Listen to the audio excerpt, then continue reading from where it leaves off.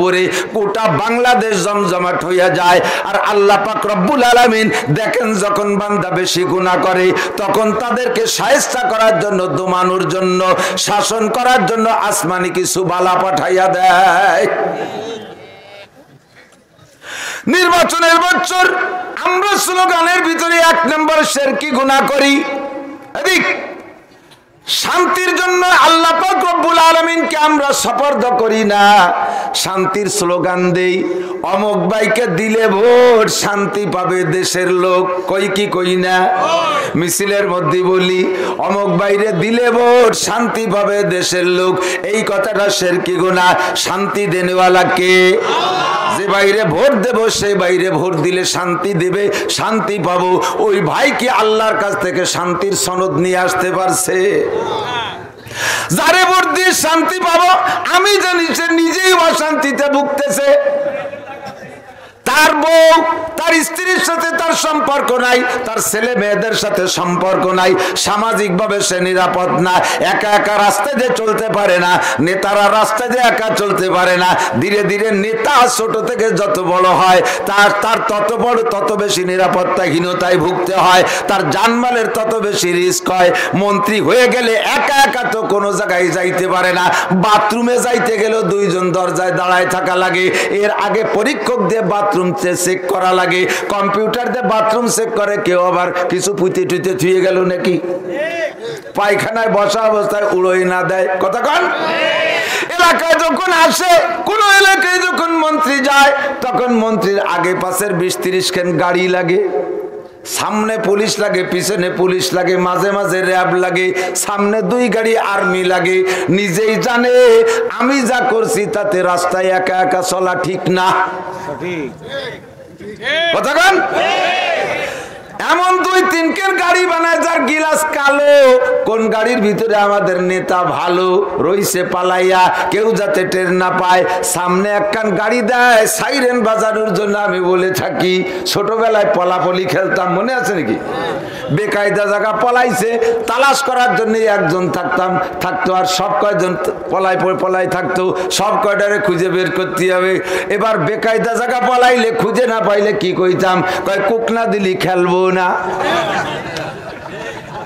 ঠিক না? কুকনা দিলি খেলবো না। এই পলাপলি খেলতাম, কুকনা দিলি খেলবো না। নিতা 3 কালা গাড়ির কোন গাড়ির মধ্যে পলাই রয়েছে, ওইটার মধ্যে রয়েছে সামনে একখান কুকনা দিলি খেলবো না। কুক কুক কুক কুক করতে করতে যায়। কাজেই বোঝা যায় যত বড় হয় তত বেশি নিরাপত্তাহীনতায় ভোগে, তত বেশি টেনশন, তত বেশি ঝামেলা। আল্লাহু আকবার, তার পাহারাদার তত বেশি লাগে। ঠিক কি ঠিক না? যেই লোকটা নিজে নিজে এত অশান্তির মধ্যে, তারে ভোট দিলে শান্তি পাবা, এই কথা তোমারে কে শিখায়া দিয়েছে?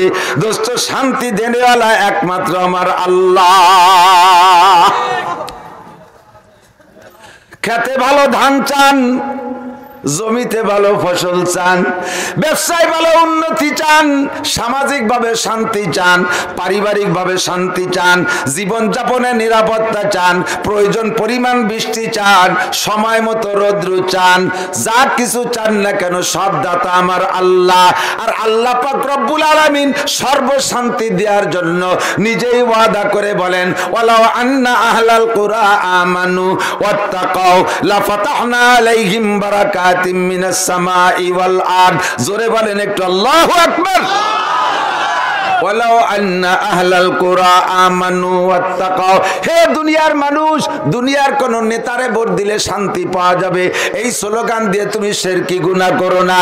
তোমারে শান্তির পরামর্শ আমি দেই, যদি তুমি আমারে পাক্কা ঈমান দিতে পারো। আমার দিক, যদি তুমি আমারে ঈমান দিতে পারো, যেই ঈমানে নামাজ পড়তে বলে, যেই ঈমানে পর্দা করতে বলে, যেই ঈমানে হালাল খাইতে বলে, যেই ঈমানে জিনার থেকে ফিরায়, যেই ঈমানে চুরির থেকে ফিরায়, যেই ঈমানে আইটালার থেকে ফিরায়, যেই ঈমানে জাল দলিলের থেকে ফিরায়, যেই ঈমানে মিথ্যে সাক্ষী মিথ্যে মামলা থেকে ফিরায়, যেই ঈমানে ব্যারাক অ্যাডামস, কারিতাস, বিআরডিবি, স্বনির্ভর, জাগরণী চক্র, আশা প্রশিকা, গ্রামীণ ব্যাংক থেকে ফিরায়, যেই ঈমানে পরের মেয়ের সাথে পরের মেয়েকে উত্ত্যক্ত করার থেকে ফিরায়, যেই ঈমানে জিনা ব্যভিচার থেকে ফিরায়, যেই ঈমানে অর্থের হক আদায় করতে যাকাতের পরামর্শ দেয়, এমন একটা ঈমান যদি তুমি আমারে দিতে পারো, 2 নম্বরে দুনিয়ার সমস্ত মখলুককে লাথি মাইরা ভয় যদি আমি আল্লাহকে পাইতে পারো, আমি আল্লাহর প্রতি যদি ভয় তৈরি করতে পারো, আমি আল্লাহ ওয়াদা করলাম লা ফাতাহনা আলাইহিম বারাকাতিম মিনাস সামাই ওয়াল আরদ,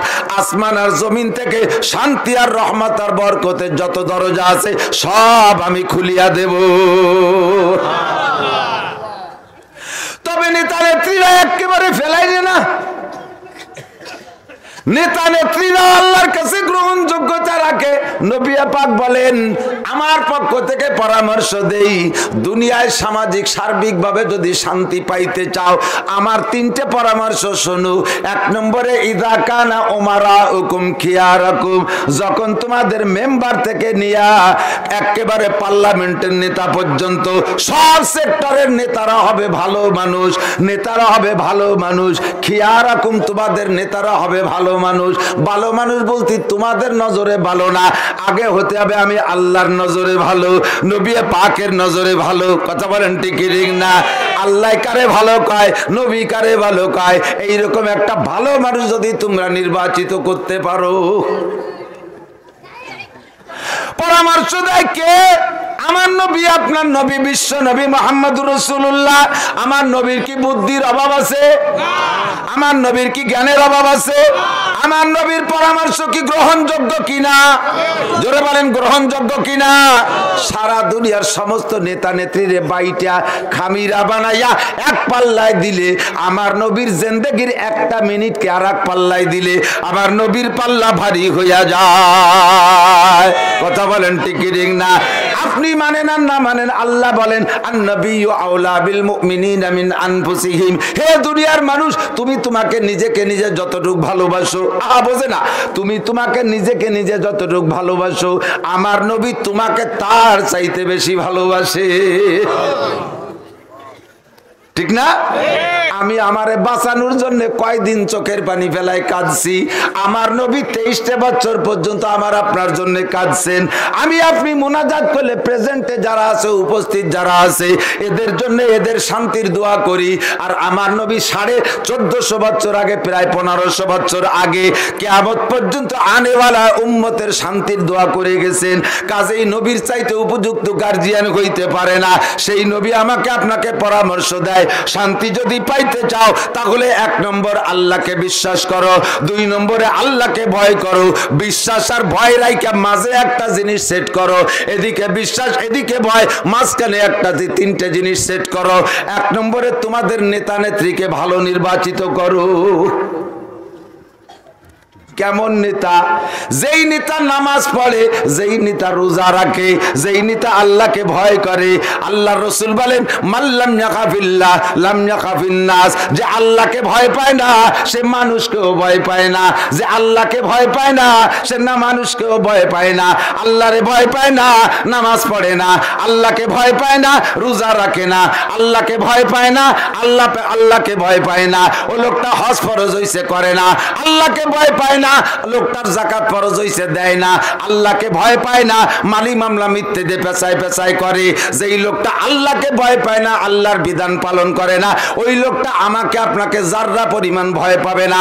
আমার বিজিএফ কার্ড, আমার পঙ্গু ভাতা, আমার টোন মারা, মন মারা, রাস্তা মারা, খাল মারা, পঙ্গু ভাতা মারা, বিধবা ভাতা মারা, বয়স্ক ভাতা মারা, করোনা ভাতা মাইরে খাওয়া, এই জায়গায় সে যাররা পরিমাণ ভয় মানুষকে পাবে না।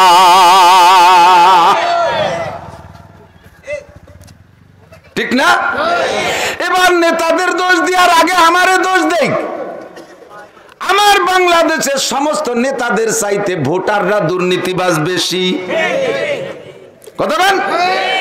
নেতার ভাতা আছে, সরকারি ভাতা, আমি যা জানি চেয়ারম্যানের হলো 10,000 টাকা।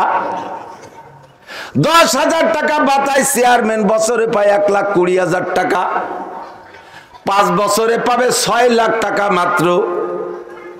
চেয়ারম্যান 5 বছরে বৈধ ইনকাম করবে মাত্র 6 লাখ টাকা, অথচ চেয়ারম্যান নির্বাচিত হইতে তার খরচ আছে 20 থেকে 80 লাখ টাকা। এই 20 থেকে 80 লাখ টাকা চেয়ারম্যান হইতে লাগে না, মাত্র 10,000 টাকার পোস্টার ছাপাই ছাইয়া দিলে সকলে তারে চেনে। কিন্তু তার 80 লাখ টাকা খাইল কি জিব্রাইল? মিকাইল, ইসরাফিল, ইরাই খাইছে। কের নাম? কোন ভোটারের নাম জিব্রাইল, কোন ভোটারের নাম মিকাইল, কোন ভোটারের নাম ইখলাস, কোন ভোটারের নাম মুখলেস, কোন ভোটারের নাম আব্দুল মোমেন, কোনটার নাম মহিউদ্দিন, কোনটার নাম অলিউল্লাহ। নামের অভাব নাই, নাম সুন্দর সুন্দর, কিন্তু আকামের গুরু এক একজন ভোটার এক একজন প্রার্থীর কাছ থেকে মোটা মোটা খাইয়া প্রার্থীরে শূন্য করে ফেলাইছে। নির্বাচনের সময় যদি সে 80 লাখ টাকা খরচ করে, 5 বছরে তার 80 লাখ তো কামাই করতে হবে। আবার আগামী 5 বছরের জন্য নির্বাচনের জন্য তাকে আবার পুঁজি তৈরি করতে হবে। এবার যদি 80 লাখ লাগে, আগামী বছর লাগবে 1 কোটি টাকা। এই 80 লাখ আর ওই 1 কোটি, এই 2 কোটি তার জমা করতে হবে। কাজেই আপনার বিধবা ভাতা দেবে কিভাবে? আপনারে বিজিএফ কার্ড দেবে কিভাবে? আপনারে ফুলপুর থেকে এই নিজে জাঙ্গাল আর ওই কি বলা হয় নিজামকান্দি পর্যন্ত ভালো রাস্তা বানায় দেবে কিভাবে? দুর্নীতিবাজ প্রার্থীদের চাইতে আমরা বেশি। একটা কথা মনে রাখবেন, নির্বাচন উপলক্ষে চেয়ারম্যান মেম্বারের কাছ থেকে, প্রার্থীদের কাছ থেকে টাকা খাওয়া, ভোটের বিনিময়ে টাকা খাওয়া, ভোটের বিনিময়ে চা খাওয়া, ভোটের বিনিময়ে কোনো কিছু খাওয়া, এই সমস্ত খাদ্য খানা চেয়ারম্যান মেম্বারদের কাছ থেকে খাওয়া, এই খানা কত কেমন শুয়োরের পায়খানা খাওয়ার চাইতে হারাম।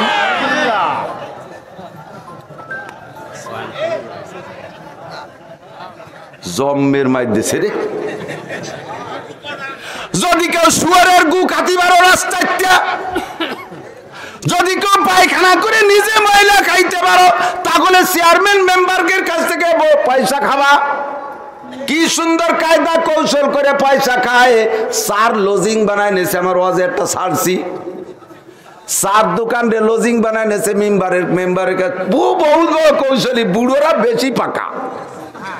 সকালবেলা নামাজ পড়ে একেবারে গুট গুট করে চার দোকানে যাইয়ে বসে, পকেটে চাইরে নাও নাই, যাইয়ে বসে আছে। এর মধ্যে মেম্বার একজন আইছে, এই জামাল তুমি মেম্বার হবা? বড় চোখ দিয়ে আক্কা বাক্কা খাইয়ে পারে। জামাল ছেলে মানুষ কয়, কাকা ওভাবে কইেন না, আমরা পোলাপাল মানুষ একটু সামনের দিকে আগাইতে চাচ্ছি। খালি মুহি মেম্বার, তার মানে কিছু খাওয়া? এ কাকা কি কি খাবে? খাওয়া? কয় না না না বাবা, তোমার তো একদিন খাইয়ে মুখ কাঠিয়ে উঠবো না। তার মানে কি কন্দি? পুরো সিজন ধরে খাওয়াবা। মেম্বার তো মেম্বার হইতে হবে, জানে বড় বাড়ির মানুষ। এক বুড়োরে ধরতে পারলে পুরো বাড়ি ধরে ধরা যায়। ওই মেম্বার কয়, চাচা নির্বাচন পর্যন্ত যা খাবে সব বিল দেব আমি। 5 জন মেম্বার আইছে, 5 জনের কাছ থেকে একই দোকানে লজিং ঠিক কইরা দোকানদারের কানে কানে কয়, একজনের কাছ থেকে টাকা নিয়ে তুই নিবি, আর 4 জনের কাছ থেকে পয়সা নিয়ে ওই টাকা আমারে দিবি। জম্মের খাওয়া খাবারে বুড়ো মারা লাগবে, এই টাকা খাওয়া হারাম। কথা বলেন, এই টাকা হারাম। চেয়ারম্যান সাহেবের কাছ থেকে ভাবে কইতে পারে না, সে একটু সম্মানী। চেয়ারম্যান রে কয়, আসলে একেবারে ডালি দে, বাবা আজকে স্বপ্নে দেখছি তোমার এই যে কাউন্সিলই বসা। এমন তাজা কথা কইলে বুড়ো মানুষ নামাজ পড়ে আইসা, চেয়ারম্যান খুশিতে খুশিতে বাক বাক কি কি খাবেন? কয় না বাবা, মেম্বাররা খাওয়াই গেছে, এখন চেয়ারম্যান তো কিছু বকশিস দিতেই হবে, সুযোগ পাইতেছে না। কয় কাকা আপনি মুরব্বী, একটু শুনে যান, একটু দোয়া নেই। কাছে ডাইকে নিয়ে এবার পকেট খুঁজতেছে, এবার হাত বাড়াইতেছে, কাকা একটু হাত দেন। কয় না না না না না, নাচির হুজুর যেভাবে কইছে কোনো মতেও খাবো না। আবার ঘুরিয়ে পকেট আগই দেয় হাতের দ্বারে, দিলি পকেটে দাও, হাতে নেওয়া যাবে না। কৌশল আর অভিনয় বাদ দাও, হারাম খাইও না, মরতে হবে মরতে হবে। অপাত্রে ভোট দিয়া পয়সা খাইয়া যদি তুমি নির্বাচিত করো, সাবধান মুসলমান সাবধান। তুমি যে মক্কার কাবা ঘরের মধ্যে বইসা 5 বছর এতেকাব করবা, আর অপদার্থ অকর্মা কি বলা হয়, অযোগ্য খেয়ানতকারী যদি নির্বাচিত হয়ে যায় তোমার আমার ভোটে, তাহলে বাংলাদেশে তাইকা 5 বছর অন্যায় করবে ওই প্রার্থী, ওই চেয়ারম্যান, ওই মেম্বার, আর তুমি মক্কার কাবাঘরের মধ্যে বৈশা নিয়মিত গুনাহ পাইতে থাকবা। কারণ আমার ভোটে নির্বাচিত হইছে, সাবধান সতর্ক থাকবেন। সেই ওমর আর আসবে না, আবু বকর আর আসবে না, আলী আর আসবে না, উসমান আসবে না, রাদিয়াল্লাহু আনহুম কেউ আর আসবে না। তবে আমাদের ভিতরে সেই জাতীয় ওলি আল্লাহ আমরা পাবো না, যাদেরকে উপযুক্ত ভোট দেওয়ার মতো তাদেরকে পাবো না। তবে যারা আছে তার মধ্যে একটু বাছাই করতে করতে হবে। কথা বলেন। বাজারে গেছেন, বড় শৈল মাছ কিনবেন, একেবারে 2.5 কেজি ওজনের শৈল। শ্বশুর আইছে, শাশুড়ি আইছে ডাকাত দিয়ে গোপাইলে শৈল খাওয়ার জন্য। বাজারে গেছেন, বাজারে যাইয়া শৈল মাছ পান নাই, কোনো মাছই পাইন নাই। এখন খালি হাতে আসবেন কিভাবে? বাজার থেকে কিছু মাছ তো কিনে আনতে হবে। এবার ঘুরতে ঘুরতে যায় দেখেন লাস্টের ডালায় এক জাইলের কাছে দুই ভাগ টাকি মাছ আছে। এক ভাগ ভাইতেও টাকি, আর এক ভাগ তেলিও টাকি। সরপুটি নাই, কই মাছ নাই, জিয়াল মাছ নাই, মাগুর মাছ নাই, শোল মাছ নাই, বল মাছ নাই, আছে 2 ভাগ টাকি মাছ। তার মধ্যে 1 ভাগ তেলিওটাই, আর 1 ভাগ ভাইতেও টাকি। তেলোটাইয়ের তো স্বভাব সবাই জানেন কি, আরে যা করে তা করে। 2 ভাগই টাকি মাছ, বড় মাছ বাজারে নাই। এবার আপনি কিনবেন কোন ভাগ? কমপক্ষে ভাইতোটা কি কিনবেন? কতক্ষণ? কমপক্ষে ভাইতোটা কি কিনবেন? ওমর, উসমান, আলী, তালহা, জুবাইর, বিলাল, আম্মার, সুহাইব আর আসবে না। আবু হানিফা, শাফি, আহমদ, মালিক আর আসবে না। ও দোস্ত বুখারী, মুসলিম, তিরমিজি ওয়ালা আর আসবে না। ওমর ইবনে আব্দুল আজিজ আর আসবে না। সেই মাপে মানুষ আর আসবে না। যেটাই চলিয়া যায় সেই শূন্য স্থান আর পূর্ণ হয় না। আমার জানা মতে ছোটবেলা থেকে, যেদিন থেকে রাজনীতি বুঝি, বঙ্গবন্ধুরে দেখি নাই। জননেত্রী শেখ হাসিনাকে আমি গোপালগঞ্জের সন্তান হিসেবে নয়, ব্যক্তিগতভাবে তারে আমি ভালোবাসি। সে প্রধানমন্ত্রী হিসেবে আল্লাহ তাআলা তারে যোগ্য মনে করে সেট করেছে। বাকি যত মন্ত্রী আর এমপি আছে আমার পছন্দের, বাংলাদেশে ধর্মমন্ত্রীর পদে গত এই চলমান সরকারের শুরু থেকে যেই ব্যক্তিকে নির্বাচিত করেছিলেন প্রধানমন্ত্রী, ধর্ম প্রতিমন্ত্রী শেখ মোহাম্মদ আব্দুল্লাহ, এরকম যোগ্য ধর্ম প্রতিমন্ত্রী বাংলাদেশে আর দেখি নাই। কথা বলেন ঠিক না? সমস্ত উলামায়ে কিরামকে সরকারের সাথে সুন্দর একটা যোগাযোগ, একটা কমিউনিকেশন তৈরি করে ফেলেছিলেন, একটা যোগাযোগ ব্যবস্থা করে ফেলছিলেন। সরকারের সাথে উলামায়ে কেরামের যে দূরত্ব ছিল এইটা কমায় ফেলাইছে। আমার সাথে পরামর্শ সর্বপ্রথম গোপালগঞ্জ ওনার বাসায় বৈশা নির্বাচনে, এই চলতি টার্মের নির্বাচনের শুরুতে উনি মন্ত্রী হওয়ার আগে আইসা গোপালগঞ্জ বসছে একদিন। আমারে অনেক স্নেহ করতেন, ফোন দিয়েছে, নাসির একটু আসো। আমি আর আমার চাচতো ভাই উজির মজুমদার 2 জন গেছি ওনার বাসার মধ্যে বৈশা। উনি বলতেছে, বাপ, সৌদি আরবের মুসলমানরা, সৌদি আরবওয়ালারা আমাদের আমলিগলাদেরকে কাফের মনে করে, আমরা ওদের কাছে মুসলমান হতে পারি কিভাবে? আমি কইলাম, জোরে জোরে কলেমা পড়েন মাই কি? কয় না বাবা, তা তো পড়ি, তারপরেও মানে না। তামাশা করে কইছি। ও বাবা, বাংলাদেশের সব হুজুররা আমাদের বিপক্ষে, এদেরকে পক্ষে আনার বুদ্ধি কি? 2টা কথা আমারে জিজ্ঞেস করছে, আমি 2টা পরামর্শ দিয়েছি। 1 নম্বরে বললাম, চাচা যান, সৌদি আরবওয়ালাদের কাছে আমলিগালারা মুসলমান হওয়ার জন্য পদ্ধতি হলো, আপনাদের বিপরীত যারা আছে, আপনাদের বিরোধী দল যারা আছে, তারা যাই আপনাদেরকে কাফের বানাইছে, তাদের সাথে মৌলবীদেরকে নিয়া এবার যদি সৌদি আরবওয়ালার কাছে মুসলমান হইতে হয়, বাংলাদেশের কওমি উলামায়ে কেরামদেরকে সাথে নিয়া আপনারা হজের প্রোগ্রাম এমনি প্রোগ্রাম করেন, তারা বুঝবে যে না আওয়ামী লীগ কাফের, না আওয়ামী লীগ মুসলমান। নইলে এত বড় বড় আলেম আসে কোন জায়গা থেকে? হাটাজারি, পটিয়া, বাবুনগর, জিরি, নাজিরাট, গহরডাঙ্গা, লালবাগ, ফরিদাবাদ, মালিবাগ, যাত্রাবাড়ি, বড় বড় আলেম উলামাদেরকে নিয়ে যান। 1 নম্বর বুদ্ধি। 2 নম্বরে উলামায়ে কেরামের সাথে সুসম্পর্কের ব্যবস্থা হলো, আমরা কওমি মৌলবীরা মোটা কিছু চাই না, সরকার আমাদেরকে কিছু দেয় না নিয়মতান্ত্রিক, আমরা মুষ্টি চাউলের ভক্ত, আমরা মুষ্টি চাউলের ভক্ত। সকালবেলা সপ্তাহে 1 দিন মুষ্টি চাল কালেকশন করি।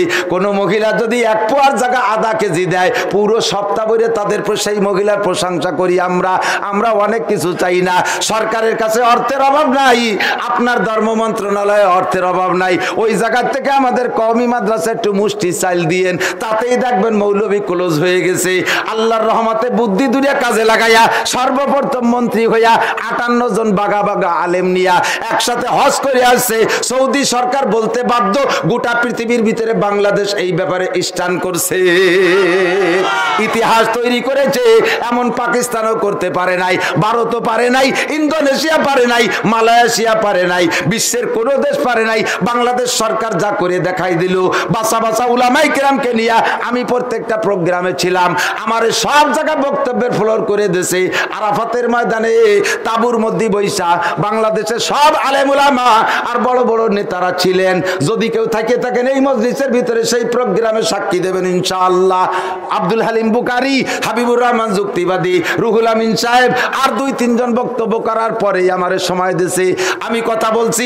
এরপরে চট্টগ্রামের জিরি মাদ্রাসার মুহতামিম সাহেব দোয়া করেছে, বিভিন্ন হজ কাফেলা নিয়া আমাকে দিয়ে আমাদেরকে দিয়ে বক্তব্য দিয়াইয়া এমন একটা আকর্ষণ তৈরি করেছে। সৌদি আরবের ধর্ম মন্ত্রণালয় আমাদের 58 জনের দাওয়াত দিয়ে নিয়া আলাদাভাবে ভিআইপি ভাবে খাওয়াইয়ে উপহার করাইছে। এই করে সরকারের সাথে সৌদি আরবের গুড সম্পর্ক পয়দা হয়েছে। এরপরে কওমি শিক্ষা স্বীকৃতি দিয়া যতটুক দূরত্ব ছিল তাও কমপ্লিট সেটুক দূর করে দিয়া আমাদের সাথে সুসম্পর্ক তৈরি করে রেখে গেছে। আমার চাচা মন্ত্রীকে আল্লাহ তাআলা জান্নাতি করুক, সবাই বলেন আমিন। লোকটা যদি বেঁচে থাকতো আমার বিশ্বাস বর্তমান উলামায়ে কেরামরা যে জায়গা আছে ওই জায়গা থাকা লাগতো না, এর আগেই সমাধান হইয়া যাইতো। যে কথা বলতে চাইছি, যেটা চলে যায় শূন্য স্থান খালি হয় না, শূন্য স্থান পূর্ণ হয় না, শূন্য স্থান শূন্য থাকিয়াই যাইতেছে। ওই পর্যায়ে আর আমরা পাই নাই। আল্লাহর কাছে দোয়া করি এমন এমন বড় মানুষ যেন বাংলাদেশে তৈরি হইয়া যায়। যাই আছে আমাদের মাঝে প্রার্থী যারা আছে সাবধান থাকবেন, সতর্ক থাকবেন, এই জবানদারে পাক রাখবেন। আল্লাহ নবী বলেন মাইয়াজমান লিমা বাইনা লাহিয়াইহি ওয়া মা বাইনা রিজলাইহি আজমান লাহুল জান্নাহ। হে দুনিয়ার মানুষ, 2টি অঙ্গরে পাহারাদারি করো, 2টি অঙ্গের জিম্মাদারি নাও, আমি তোমার জান্নাতের জামিন। এ যুবক আমার দিক তাকা, 2টি অঙ্গের জিম্মাদারি নাও, আমি তোমার জান্নাতের জামিন হইয়া গেলাম। বুকটা শেষ হয়ে যাবে শোনা।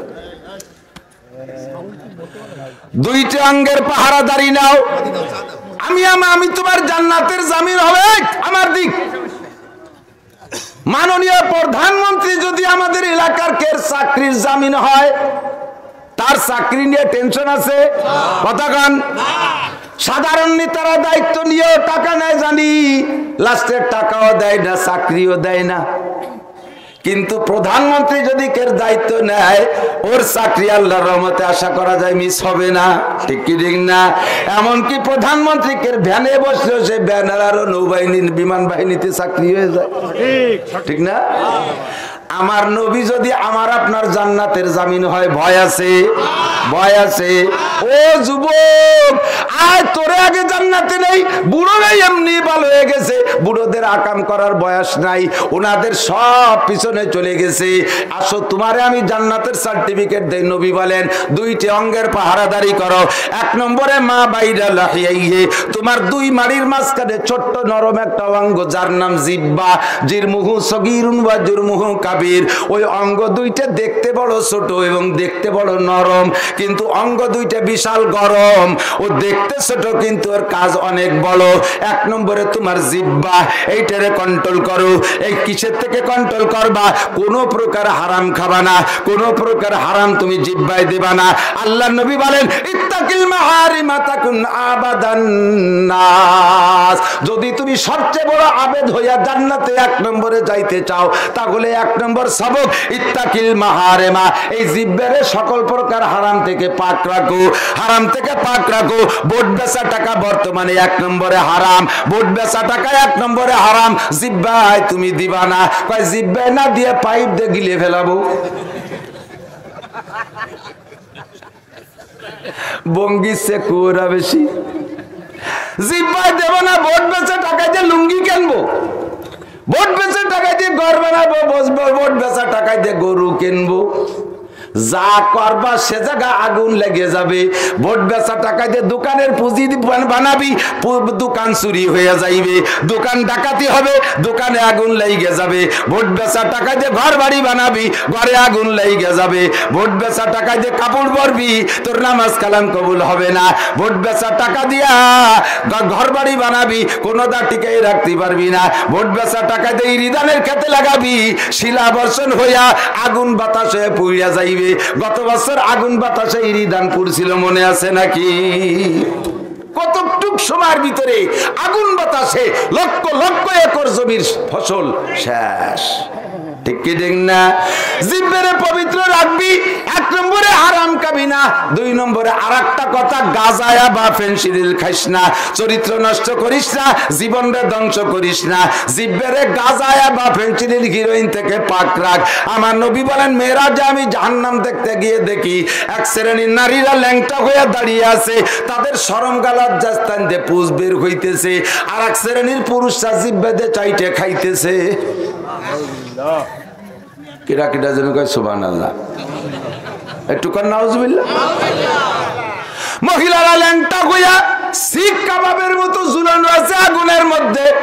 এখন ওরা তো হাটাজারি মাদ্রাসার হুজুর, হ্যাঁ, গড়ডাঙ্গার হুজুর, বাঁশবাড়ির হুজুর। কারা? তারা। কোন তারা? তারা তারা তারা যারা কোরআন শরীফ পড়ে নাই,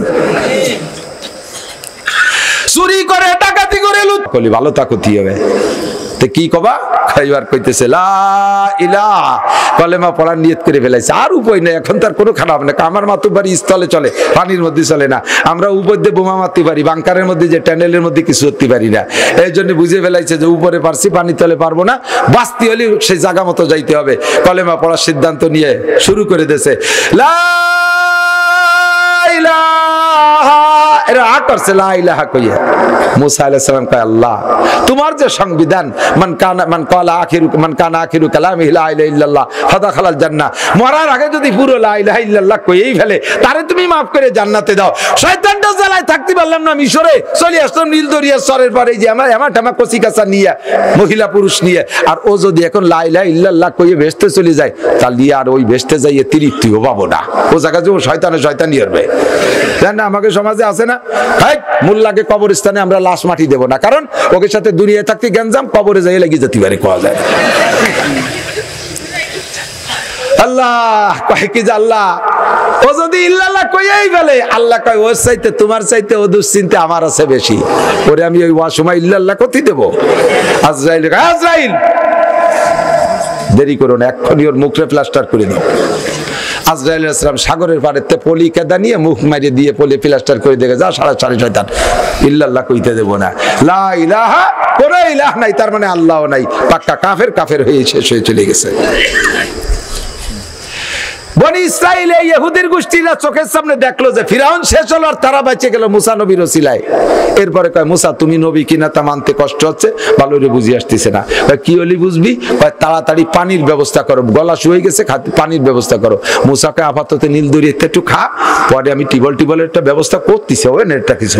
কয় যে না, নীল দরিয়া ফিরাউন মরিয়ে পয়সে পানি গন্ধ হয়ে গেছে, ও খাওয়া না, পারলি তুমি খাও, না পারলি ছেড়ে দাও, আমরা ফিরাউনের দেশে চলে যাই, শহর খালি হয়ে গেছে, এক একজনে এক এক দালান ভাগে পাবো।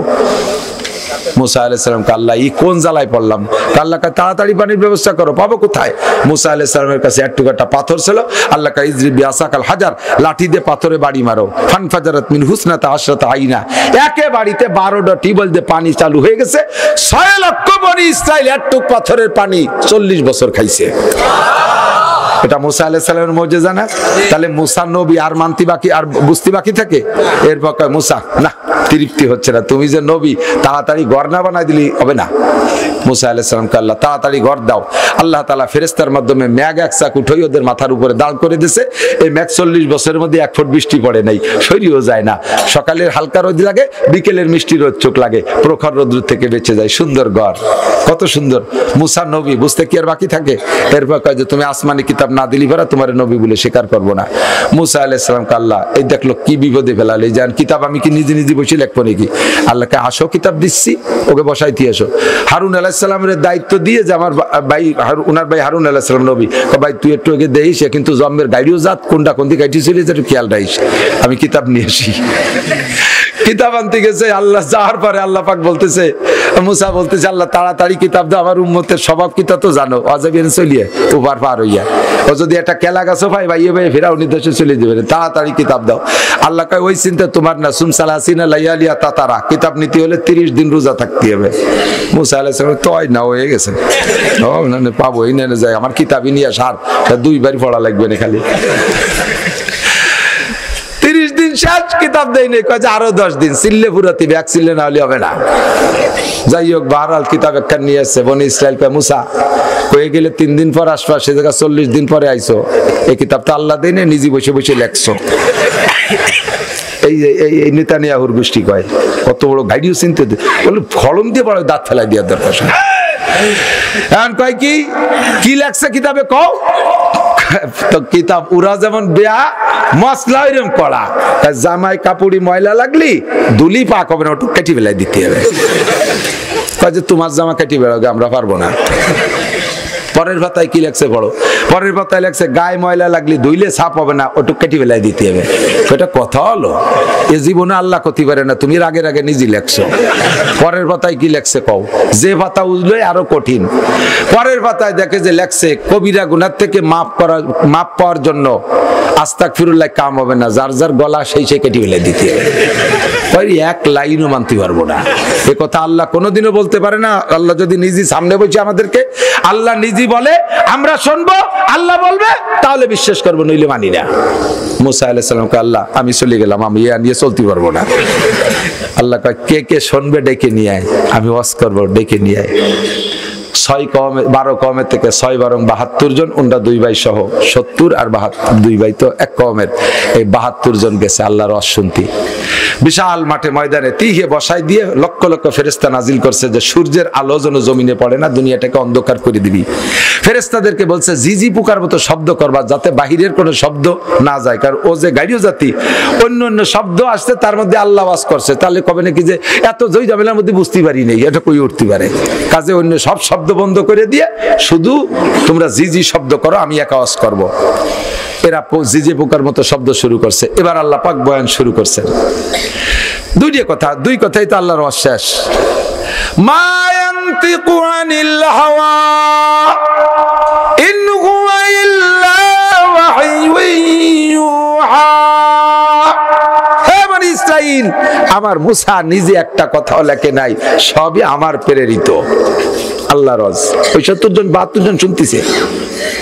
2 নম্বর, মা তাকুমুর রাসূলু ফাকুযুহু ওয়া মা নাহাকুম আনহু ফান্তাহু।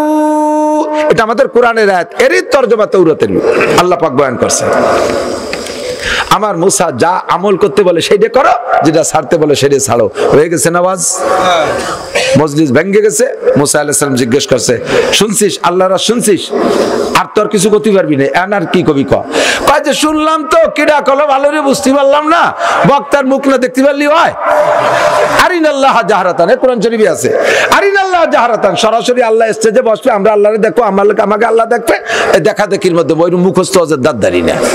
মুসা আলাইহিস সালাম দেখ বাড়াবাড়ি করিস না, আমি আল্লাহরে দেখতে চাইছি, একটু তুর জাবালের একটু নূর তুর পাহাড়ের উপরে রাখছে।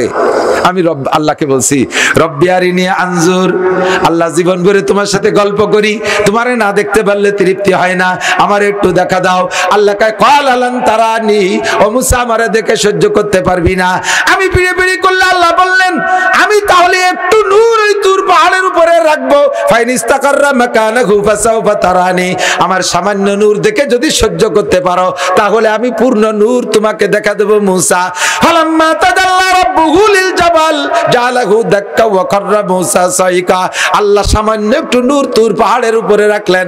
মুসা আলাইহিস সালাম একটা চিৎকার মেরে অজ্ঞান হয়ে পড়ে গেলেন, আর ওই তুর পাহাড় পুড়ে ছাই হয়ে খান্ডা খান্ডা হইয়া খণ্ড বিখণ্ড হয়ে পড়ে গেল, সুরমা হয়ে গেল তুর পাহাড় পুইড়া। মুসা নবী বলে আমি আল্লাহর সামান্য নূর দেখে সহ্য করতে পারি নাই। হে বনি ইসরাইল, আল্লাহরে দেখতে চাইস না? আরে তোরা সাধারণ মানুষ সহ্য করতে পারবি না, ওরা কয় আল্লাহর আইনে দেখাতে পারবা না, এখন একটা বাহানা করে এড়াই যাচ্ছ। দেখাও, আমরা হার্ট তোমার মতো হার্ট নাকি? আমরা বিটা মানুষ, কলার জাড়ে। আল্লাহ কয় ঠিক আছে বিটা মানুষ দা। আজরাইল আর জিব্রাইল দুইজনে দাঁড় করে দিয়েছে আসমান সমান বডি বানাইয়া 70 ডরে সামনে করে। এবার দুইজনে আল্লাহ হুকুম দিয়েছে একটা দাবড়ি দে, খালি একটা ধমক দে, জোরে একটা ধমক, কয়েকটা ধমক দিয়েছে, 70 ডে মরে গেছে। কোনটা 2 ভাই বাদে একে দাবড়িতে আল্লাহরে দেখতে আইছে। মুসা আলাইহিস সালামকে আল্লাহ মারলে তো মারলে, আমার তো বাড়ি যার কায়দা নাই। এ কটা হলো নেতৃস্থানীয় চেয়ারম্যান, মেম্বার, এমপি, মন্ত্রী, এইগুলো আমারই থুয়ে গেলি ওরা আমার বাড়ি উঠতে দেবে না, তাড়াতাড়ি বাঁচাই দাও। আবার আল্লাহ মুসা আলাইহিস সালামের দোয়া আল্লাহ জিন্দা করে দিয়েছে 70 জন। কোন সুবহানাল্লাহ। এখন মুসা আলাইহিস সালাম কয় এই আল্লাহরে দেখবি আর কয় যে এই জায়গাতে সরেন, আজরাইল বাড়ি চিনে গেছে, ফিরে মরলি আর বাঁচবো না, তাড়াতাড়ি চলেন, আমাকে আর লাগবে না, হয়ে গেছে। বাড়ি নিয়ে গেছে ওই 70 জন, 6 লক্ষ বনি ইসরাইল স্টেজ বানায় বসে রয়েছে, আল্লাহর সাথে দেখা করে আসছে, ভিআইপি পারসন, তারা তাদের কাছ থেকে কথা শুনবে, আল্লাহরে কেমন দেখলো, কেমন বয়ান শুনলো। এরা যাই স্টেজে বসে বলতেছে এই নোটক বাটুসকুত, কথা মোটে কবি না, মুসা আলাইহিস সালাম রে আর লাগবে না, এখন বয়ান আমরাই করব, এখন থেকে আর কোনো বাড়াবাড়ি করবি না, আমরা 70 জন একবার মরিয়ে বাঁচছি, তোরা মরলে আর বাঁচবি না, কাজেই বাড়াবাড়ি করবি না। কথা আছে এই কিতাব সম্পূর্ণ সত্য, এর মধ্যে কোনো সন্দেহ নাই, তবে আল্লাহ তাআলা একটা সুযোগ দিয়েছে, আমরা যাওয়াতে একটা লাভ হয়েছে, একটা সুযোগ দিয়েছে। কি? মুসা আলাইহিস সালাম কান খাড়া করছে, আল্লাহ এরা আবার কি কই ওঠে, ওই যে আল্লাহ বলছে যে জিরা পারো আমল করিও, জিরা না পারো দরকার নেই, কঠিন হলি বাদ দিও, শেষ রাত্রি উঠার দরকার নেই, গোসল ফরজ শীতকালে ও করা লাগবে না, যা যেটা পারো করুন, না পারো না করো। মুসা আলাইহিস সালাম কইতেছে এই কল কোন সময়, হয়তো কইছে এক সময় আপনি খেয়াল করেন নাই। এই ইহুদির গোষ্ঠী, ওই যে ইসরায়েলের ইহুদির গোষ্ঠী, এই শয়তানের দল এইভাবে জ্বালাইছে। মুসা আলাইহিস সালাম কয় আল্লাহ এ কোন জাতের পালাই পড়লাম, তোরা সব কটা মরিও গেলে আমরা দুই ভাই তাজা থাকলাম, ফাঁকে তোকে করলো, তোরা শুনলে আমরা শুনলাম না। মুসা আলাইহিস সালাম কে আল্লাহ বলতেছেন মুসা আর তোমার চিন্তা করা লাগবে না, এখন থেকে আমার, আমি তো শুরু করছি বয়ান, ওকে শেষ পর্যন্ত আমি দেখাই ছাড়িয়ে দেবো। পাহাড় একটা উঠে দিয়েছে মাথার উপরে, ছোট ডারো মাথায় থাকে, বড় ডারো মাথায় থাকে, শোয়া ডারো মাথায় থাকে, দাঁড়ানো ডারো মাথায় থাকে, এমন এক পাহাড়। এই পাহাড় আর সরে নড়ে না, ওর তলে থেকে কিছু করা যায়। এখন তওবা হচ্ছে, কঠিন তওবা, মুসা তাড়াতাড়ি পাহাড় সরাও, আর বাড়াবাড়ি করবো না, সব হয়ে গেছে, সবকিছু অবসান হয়ে গেছে, এখন পাহাড়টা সরাই দাও। মুসা আলাইহিস সালামকে আল্লাহ দাও তাই পাহাড় সরাই দেন, কি এরা যাবে। মুসা আলাইহিস সালামের দোয়া আল্লাহ তাআলা পাহাড় সরাই দিয়েছে। সরাই দেওয়ার পরে আবার যেই সেই কর্মকারের লোহা, যেই সেই লোহা লোহাই, সেই শয়তান শয়তানি, বেড়া খেলারা বেড়াকে যায়, অ্যাডাম চালারে অ্যাডামসে যায়, মদ খালারা মদের আড্ডায় যায়, যা তাই। মুসা আলাইহিস সালামকে আল্লাহ দেখলে কাজটা করলো কি, তো এই তোরা করলি কি আর করলি কি, অত বড় পাহাড় মাথার পর থাকলে স্বীকার না করে পারা যায়। এইরকম জ্বালাইছে, এইরকম সিটার বাটপার, এই বদমাইশের দল। ওদের পর খোদার গজব, ওই যে নীল দরিয়া পার হইছে না, মিশর সাইডে ওদের মূল বাড়ি ছিল মিশর, নীল দরিয়া পার হইছে, আর জীবনেও কোনোদিন ইহুদির গোষ্ঠী নিজেদের নামে কোনো স্বাধীন দেশ পায় নাই, আজও পর্যন্ত পায় নাই। এখানে কিছুদিন, ওখানে কিছুদিন, সর্বোচ্চ 80 বছর, 80 বছরের মধ্যে ওদের ভিটে ছাড়া লাগছে, টিকতে পারে নাই। ময়দানে তিহে ছিল 40 বছর, ও জায়গা থেকে 40 বছর পরে ভাগছে, এরপরে এই জায়গাও 76-77 বছর হচ্ছে, বেশি দেরি নাই। ওই এই 80 বছর পুরার আগে হাইতে তাড়া খাবে, অথবা বেশি মারামারি হতে হতে 80 বছর যাবে, টিকতে পারবে না ইসরায়েলের গোষ্ঠী ইনশাআল্লাহ। এরপরে আল্লাহ পাক রব্বুল আলামিন রাগ করে এই যে লাস্ট গজব, এমন পানি দেশে সবগুলোনের গলা সমান, এরকম শীতে রয়েছে, ছোটটারও গলা সমান, একই জায়গায় দাঁড়ায় 6 হাত লম্বা, যেটা সেটারও গলা সমান শীতে রয়েছে। যে কয়টা খালেস তওবা করছে, ওই কয়টাকে ফেরেশতার মাধ্যমে আল্লাহ বাছাই করে সরাই নিয়ে বাকিগুলোকে শেষ করে দিয়েছে। এরা হলো মাগদুবি আলাইহিম, আল্লাহর পক্ষ থেকে অভিশপ্ত। দোয়া করছি আল্লাহ এই ইহুদির বংশধর অভিশপ্তদের পথে আমার দুঃখ লাগে। আর আমেরিকানরা হলো নাসারা, ওরা হলো পথভ্রষ্ট। ঈসা আলাইহিস সালাম কয় আমি আল্লাহর বান্দা, আর তারা কয় যে ঈসা আলাইহিস সালাম আল্লাহর ছেলে। এই পথভ্রষ্ট গোষ্ঠী দুই দল মিলে জোট করছে। আল্লাহ দুই দলের নাম ধরে কয় লা তাত্তাকিজুল ইয়াহুদা ওয়ান নাসারা আউলিয়া, ইহুদ আর নাসারাকে বন্ধু বানাবি না। এ যুবকরা, আজকে থেকে পাক্কা প্রতিজ্ঞা কর, আজকে থেকে জীবনে কোনদিন মেসি, নেইমার, গেঞ্জি পরব, একটু কক পরব। তুমি যদি ঈমানদার হও, আল্লাহর খাস বান্দা হও, যদি তুমি এই কথায় অঙ্গীকারবদ্ধ, তোমার সূরা ফাতিহার তরজমা অনুযায়ী তুমি চলতে চাও, তাহলে আমার বিশ্বাস দাড়িও কাটবা না। আমার দাবি, আল্লাহর দাবি, তুমি ওদের কাটিং এ চুল কাটাবা না, তুমি ওদের প্যান্টও বাদ দাও, জিন্সের প্যান্ট ওদের প্যান্ট, প্যান্ট ওদের প্যান্ট। আমার নবীর সুন্নতি পোশাকের চাইতে পোশাক হয় না, সুন্নতি পোশাকের তুলনায় কোনো পোশাক হয় না। কতক্ষণ ঠিক কি ঠিক না? ইমানদার হও। কোন আল্লাহর বান্দা বুজুর্গানের দিন এই বিস্কুটের গায়ে ইংরেজি অক্ষর, ও কুড়াই ফেলাই দিয়ে বিস্কুট খাইতো, ইংরেজি অক্ষর আমার পেটে ঢুকতে দেবো না। আমার সৌমনি হুজুরের কাছে যারা পড়ছে তারা আমার সবাই সাক্ষী, হুজুর মোটে ইংরেজি শব্দ সহ্য করতে পারতেন না। যদি কইতাম হুজুর লাইট জ্বালাবো, লাইট কা বাচ্চা, লাইট ইংরেজি শব্দ। যদি কইছো লাইট জ্বালাবো, লাইট কা বাচ্চা, ধমক দিতে একবার দৌড়াবে গে। ইংরেজি শব্দ সহ্যই করতে পারত না। ইংরেজের শাসন। আমি দাওয়াত দিচ্ছি আপনাদের কাছে, একটা বই কিনে পড়বেন, বৈচিত্র্যের মাঝে ঐক্যের সুর। বৈচিত্র্যের মাঝে ঐক্যের সুর, কাজী মুতাসিম বিল্লাহ রহমাতুল্লাহ আলাইহির লেখা। ইংরেজদের আচরণ কি ছিল, কি করে দেশে গেছে, আর এখনো দুনিয়াটাকে জ্বালাই খাচ্ছে, সেইটা থেকে আপনারা শিক্ষা গ্রহণ করতে পারবেন। আল্লাহ তাআলা আমাদেরকে সূরা ফাতিহার এই তরজমা, তার আংশিক তাফসীরের থেকে যা শিখছি, এরপর আমাদের সকলকে আমল করার তৌফিক দান করে। সবাই বলি আমিন। আল্লাহুম্মা সাল্লি আলা মুহাম্মাদিন ওয়া আলা আলি সাইয়্যিদিনা মুহাম্মাদিন ওয়া বারিক ওয়া সাল্লিম। আল্লাহুম্মা সাল্লি আলা মুহাম্মাদিন ওয়া আলা। ভাইজান দোয়া করবেন, ভাইজান কো হুজুর কো মতন আসবে, মোহাম্মদুল্লাহ তোমার আব্বু আসবে, আসলে আসুক, আমরা মুনাজাত করে যাই। اللهم صل على الحمد لله رب العالمين ربنا ظلمنا أنفسنا وإن لم تغفر لنا وترحمنا لنكونن من الخاسرين ذنوبنا وكفر عنا سيئاتنا وتوفنا مع الأبرار رب العالمين গভীর রাতে রাত 12টা বেশি হয়ে গেছে আল্লাহ, রাত দুপুর উবার হয়ে গেছে। এখন জানি তুমি তোমার রহমত আখিরি আসমানে পাঠিয়ে দিয়েছো। এই মুহূর্তে আমাদের জীবনের সব গুনাহ maaf করে দাও। যত গুনার আলোচনা করছি সব গুনাহ আমরা কম বেশ করে থাকি, মাঝে মাঝে তওবাও করি, কিন্তু নফসের সাথে হেরে যাই, শয়তানের কাছে পারি না, হেরে যাই। আয় আল্লাহ, আবারও সেই তওবা ভঙ্গ করে গুনাহ হয়ে যায়। আজকে তুমি শেষবারের মতো আমাদেরকে মাফ করে দাও। আয় আল্লাহ, শেষবারের মতো ক্ষমা করে দাও। আমাদের আব্বা মা, দাদা দাদি, নানা নানি, শ্বশুর শাশুড়ি, আত্মীয় স্বজন, পাড়া প্রতিবেশী যারা কবরে চলে গেছে সবাইকে মাফ করে দাও, সবাইকে মাফ করে দাও।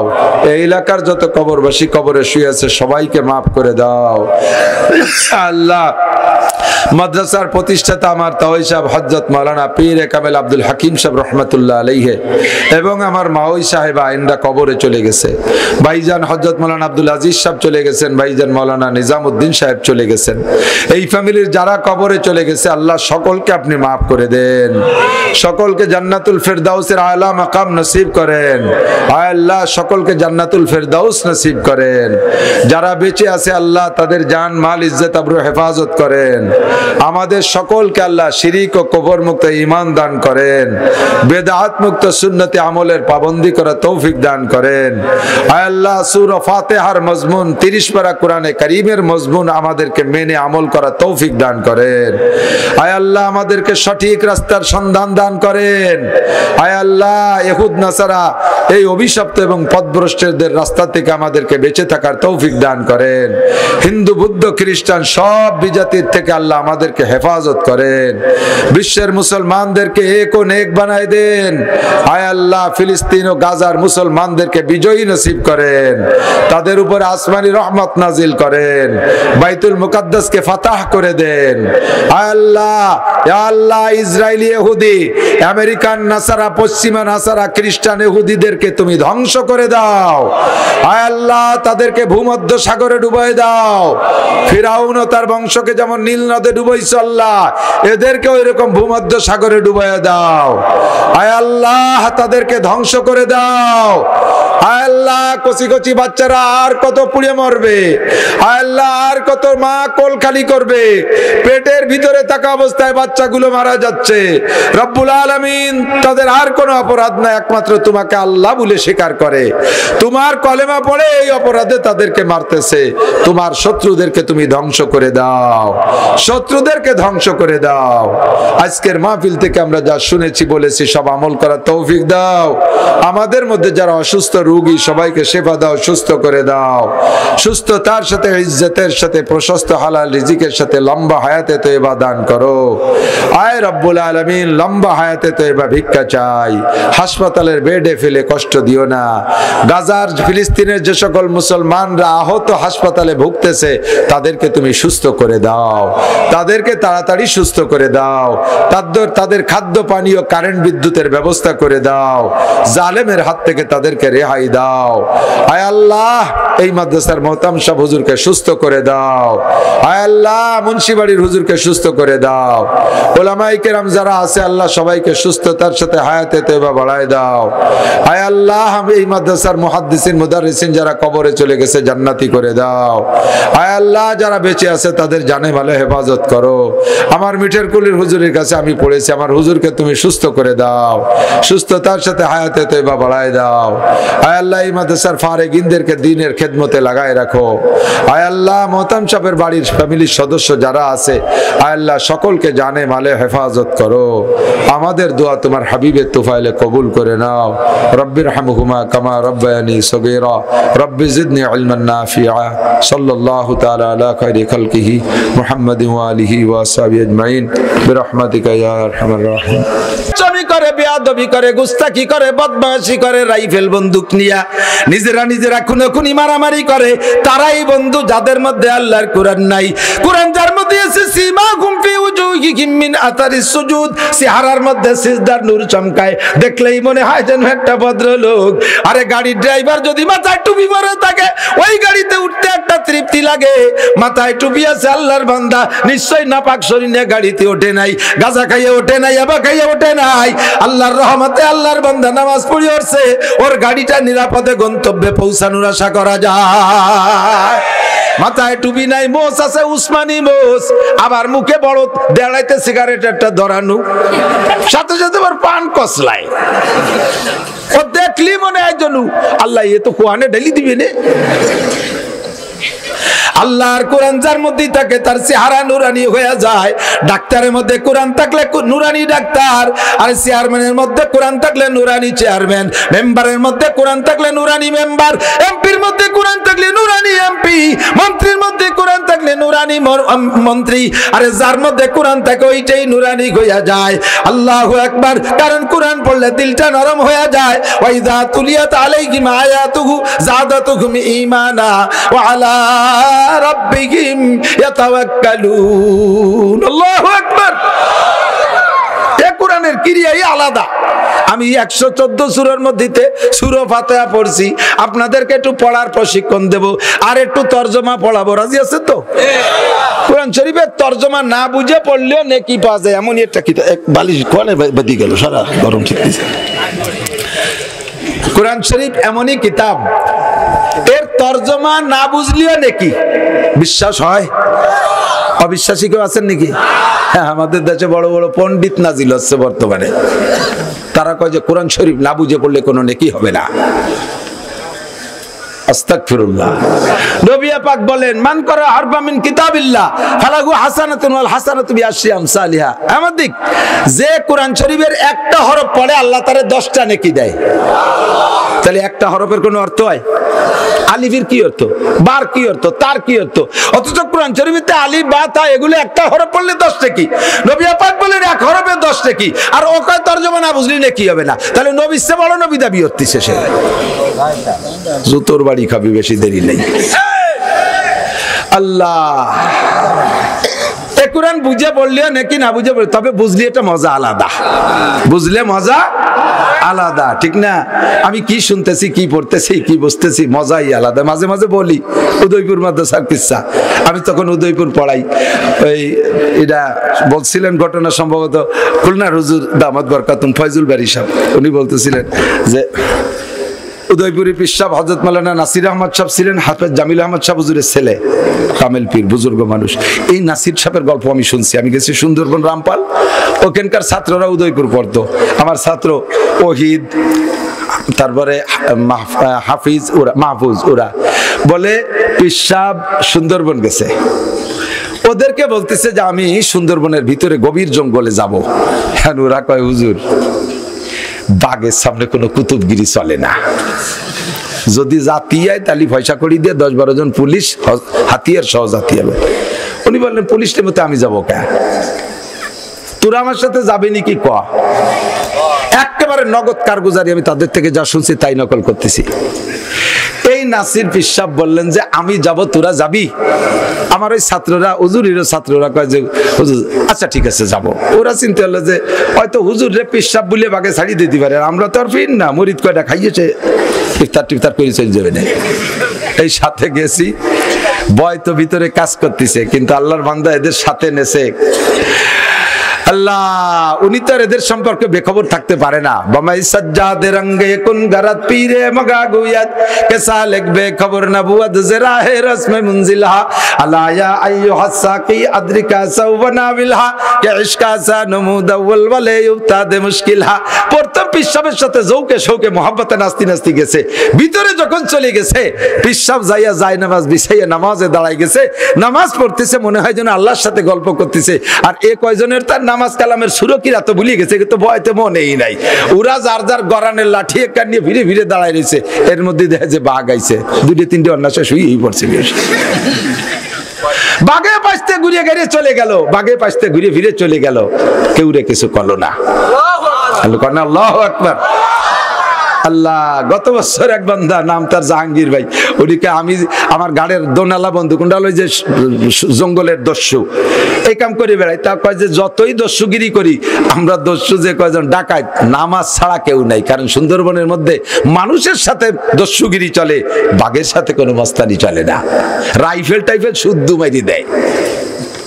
তো পিঠে দোনালা বন্দুক, গাড়ি করে দাঁড়াইয়া মাগরিবের নামাজ পড়বো, আমার সাথীরা নামাই দিয়ে গেছে গরান গাছের গাদির উপরে মাগরিবের সময়। আমি নামাজে দাঁড়াইছি, ভয় তো ভিতরে রইছেই। নামাজে দাঁড়াইছি, দাঁড়ানোর পরে তাকবীরে তাহরিমা বান্দে সূরা ফাতিহা পড়তেছি, এর মধ্যে শুনি যে পক পক শব্দ হচ্ছে, মানে ওই পলিকাদার মধ্যে যে বাঘ আসার যে পায়ের শব্দ ওই কানে আসতেছে। সুরকিরা সব ভুলে গেছি, গা ফুলি উঠছে। এরপরে চিন্তা করলাম যে আর তো উপায় নাই, বললেও লাভ হবে না, তাহলে আজকে নামাজে আয়াতুল কুরসি পড়ি। নামাজের ভিতরে সূরা ফাতিহার পরে আয়াতুল কুরসি পড়ছি। বাঘ আমার থেকে 3-4 হাত দূরে আইসা কুত্তো যেমন বসে ওইরকম কাদার মধ্যে বসে রয়েছে। আমি নামাজ শেষ করছি, 3 রাকাত শেষ কইরা সালাম ফিরাইয়া বাম দিক যখন ফিরাইছি দেখি যে মুরব্বি বসা। আমি চট করে ঘাড়ের থেকে বন্দুকটা রেডি করে ওর দিক তাক করে বললাম, তুই আমারে কিছু কইস নাই, আমিও তোরে কিছু কব না, তোর সাথে গল্প করতেছি, আর 2 রাকাত বাকি আছে, চলে যা। কইলে ও উঠলো, উঠে আমার পিছন দিয়ে ঘুরিয়ে আইছে, ডাইন পাশে আবার বসছে। তো চিন্তা করলাম যে আগে যখন মারে নাই এখনো মারবে না, ওরে ওই জায়গা বসাইতে গেলাম, তুই বসে থাক, আমার আর 2 রাকাত বাকি আছে, পড়িয়ে নেই। বসাইতে আর 2 রাকাত পড়লাম। আল্লাহ, আর 2 রাকাত পড়ে সালাম ফিরে বললাম যে তুইও কিছু বলিস না, আমিও কিছু বলবো না, এখন কিন্তু রেডি হন, তুই আমার সাথে পারবি না। বাগন না, সে চুপ করে হেঁটে চলে গেল।